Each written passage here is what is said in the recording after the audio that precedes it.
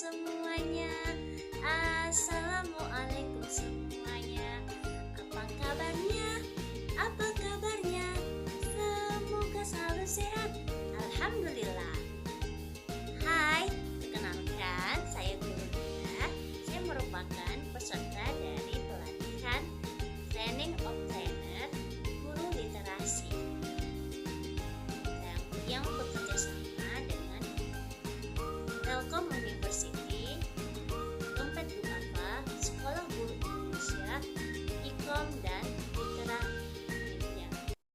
Video kali ini saya ingin menjelaskan tentang skill literasi digital menurut Bapak Jenkins tahun 2009, Bapak Potter tahun 2013, dan Japelidi tahun 2020. Apa saja sih skill literasi digital menurut mereka? Yuk kita simak sama-sama. Skill literasi digital menurut Jenkins tahun 2009, Potter 2013, dan Japelidi tahun 2020 ada 8 poin yang harus kita ketahui. Yang pertama, mengakses. Kedua, menganalisa. Ketiga, evaluasi. Keempat, sintesis. Kelima, negosiasi. Keenam, distribute cognition. Ketujuh, partisipasi. Dan kedelapan, collaboration. Itu apa aja ya maksudnya? Skill yang pertama yang harus kita miliki dalam literasi digital adalah mengakses. Mengakses adalah kemampuan diri dalam menggunakan media digital atau media online. Misalnya kita membuka Zoom, Google Meeting, menggunakan aplikasi WA, Instagram, dan yang lainnya.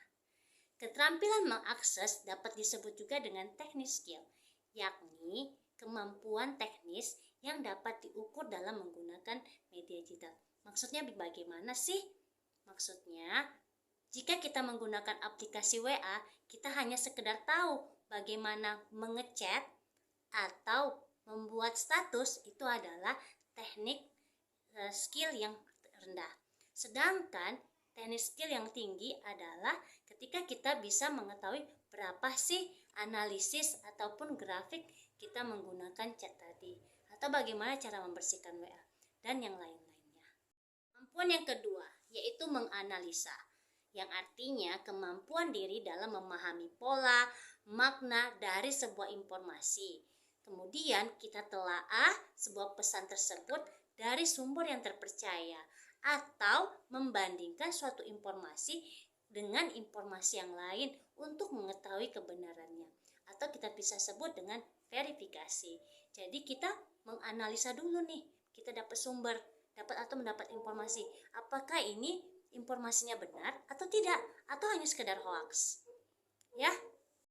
Skill yang ketiga yaitu mengevaluasi, yang artinya kemampuan diri kita dalam menilai suatu informasi yang diterima. Informasi yang kita dapatkan, kita dapat menilainya apakah informasi tersebut bernilai baik atau buruk. Jadi kita bisa menyimpulkan informasi tersebut. Dan yang keempat yaitu sintesis, kemampuan untuk menyimpulkan suatu informasi atau pesan yang telah kita terima atau yang telah kita nilai tadi. Jadi itulah kemampuan skill evaluasi dan sintesis itu berkaitan. Jadi setelah kita telaah, kita nilai, kemudian kita dapat menyimpulkannya. Kemampuan yang kelima yaitu negosiasi. Dalam bahasa artinya memperundingkan atau mempertimbangkan untuk mencapai suatu penerimaan dan persetujuan. Dalam skill literasi digital, negosiasi terdiri dari dua hal, yaitu untuk diri sendiri dan negosiasi untuk orang lain. Apa sih maksudnya? Negosiasi dari diri sendiri yaitu kemampuan diri dalam mempertimbangkan atau menerima suatu informasi yang memiliki perbedaan dalam nilai, norma, dan prinsip hidup yang kita yakini. Misalnya nih, di dalam sebuah grup WA, kan kita berbagai dari macam suku. Ada Batak, Padang, dan yang lain-lainnya. pasti memiliki dialek ataupun cara pandang yang berbeda. Ketika misalnya ada perbedaan, itu bagaimana diri kita bernegosiasinya. Apakah misalnya ada hal yang tidak kita senangi, kita langsung mengejas, atau kita langsung berdebat, atau kita hanya diam saja. Itu untuk diri sendiri. Sedangkan untuk orang lain adalah kemampuan dalam mempertimbangkan atau menerima suatu informasi yang memiliki perbedaan dalam nilai dan norma yang kita yakini, serta cara dalam kita mengendalikan diri.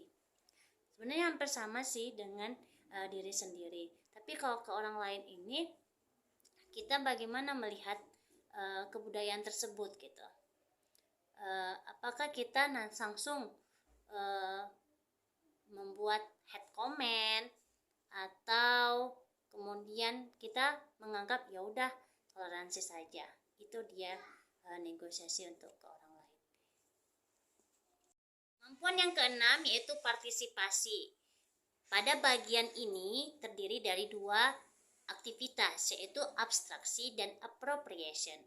Abstraksi artinya adalah kemampuan diri dalam membuat pesan media sebagai hasil sebuah kesimpulan dari informasi yang kita terima. Contohnya misalnya, kita mendapatkan informasi tentang Copit nih. Kemudian kita baca dari beberapa sumber, kemudian kita rangkum, kemudian kita membuat sebuah pesan media dan kita share kepada di media sosial kita ataupun media online yang kita punya. Kemudian appropriation adalah kemampuan dalam memadupadankan informasi dari berbagai sumber informasi sehingga menjadi konten yang baru dan utuh. Contohnya adalah seperti Wonderful Indonesia, di mana di dalam satu konten tersebut terdapat berbagai macam ragam budaya yang ada di Indonesia, bahkan dari beragam musik. Jadi itu merupakan kemampuan dalam memadupadankan informasi. Membuat pesan media ataupun memadupadankan berbagai informasi dari beberapa sumber, kita harus memiliki etika. Ya, kemudian penghormatan kepada beragam budaya, kecakapan, dan keamanan. Keamanan di sini maksudnya apakah ketika kita mengambil sumber-sumber ini adalah sumber yang terpercaya dan aman untuk dipakai ataupun digunakan. Apakah punya hak cipta atau tidak? Itu yang harus kita perhatikan dalam membuat suatu informasi yang terbarukan. Kemampuan selanjutnya yaitu distributed cognition. Artinya kemampuan diri dalam menyerap ataupun menerima informasi dari narasumber. Dan bagaimana cara kita berbagi informasi yang telah kita serap dan kita terima ke orang lain, sehingga informasi tersebut menjadi lebih lengkap dan lebih utuh. Contohnya misalnya kita sedang melakukan Zoominar nih. Kemudian ketika narasumber menyampaikan informasi ataupun materi-materi yang disampaikannya, kemudian kita memberikan feedback, kita bertanya, kemudian direspon dengan peserta yang lain. Di situ terjadinya suatu distributed cognition. Dari satu orang bisa ada satu orang pemateri mendapatkan berbagai macam ilmu dari yang peserta-peserta lainnya. Jadi di situ adanya kemampuan untuk menerima dan berbagi informasi, sehingga kemampuan berpikir kritis kita meningkat dan mental capacity kita pun juga meningkat. Nah, kemampuan yang terakhir nih dalam skill literasi digital yaitu collaboration. Artinya kemampuan diri dalam bekerja sama atau kolaborasi atau lebih dikenal dengan jejaring sosial.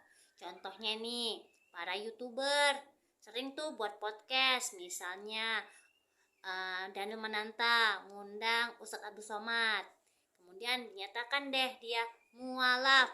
Nah, coba deh nanti dilihat baik-baik bagaimana isi dari konten tersebut. Terima kasih sudah melihat video dari saya. Semoga bermanfaat. Assalamualaikum warahmatullahi wabarakatuh.